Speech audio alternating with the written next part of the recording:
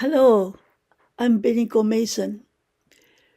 People often ask me, how did story listening begin? Actually, I wasn't trying to invent a new teaching method. In the 1980s, I had already started an extensive reading program at my junior college in Japan. Most of my students enjoyed reading once they got started. But every year, there were some reluctant readers. They found it difficult to begin reading, and because they read so little, they made very little progress. I kept asking myself, what can I do to help these students start reading and gradually read more? Around that time, one of my colleagues at the junior college, Mark Bevington, suggested that storytelling would be a good way to provide auditory input. I thought, why not give it a try? My original goal was very simple. I wasn't trying to create a new method. I simply wanted to provide more comprehensible input in English. In 1994, I made a video introducing my extensive reading program with storytelling. It was recorded and beautifully edited by my colleague, David Castle, and I was honored that it received a JACET award in 1995. That was more than 30 years ago. If you watch that old video today, you will notice something interesting. Story listening isn't there yet. The guided self-selected reading program is always there, although at that time I simply called it extensive reading. Storytelling was just one way to support students who were not reading enough. But something unexpected happened. The more stories I told, the more I learned how to tell stories effectively.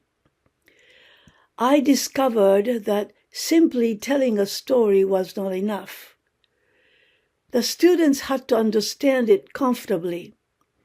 So I gradually added more drawings, more gestures, more written words, and more linguistic support to help learners understand the message deeply. Year after year, I kept changing and improving the way I told stories. Everything was guided by one question. What can I do to make this input optimal? Only much later did I realize that what had begun as storytelling had gradually evolved into something quite different. It had become what we now call story listening. Story listening began with the theory of comprehensible input, but it evolved through my search for greater efficiency. When I gradually removed activities such as pre-introducing vocabulary, flashcards, comprehension questions, and retelling the story in English, story listening accomplished much more than I had expected. It developed vocabulary, grammar, listening stamina, and the foundation for successful reading. It also awakened students' curiosity about stories. I was simply trying to help reluctant readers become readers.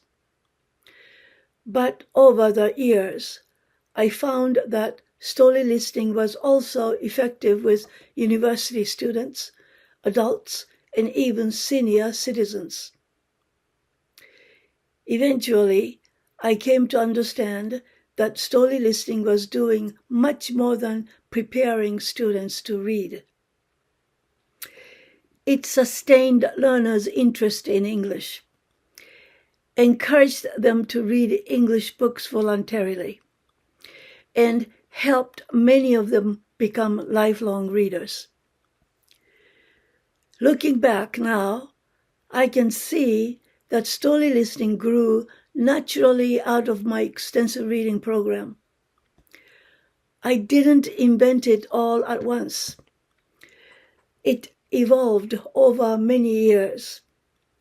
One classroom, one story, and one student at a time. Thank you for watching.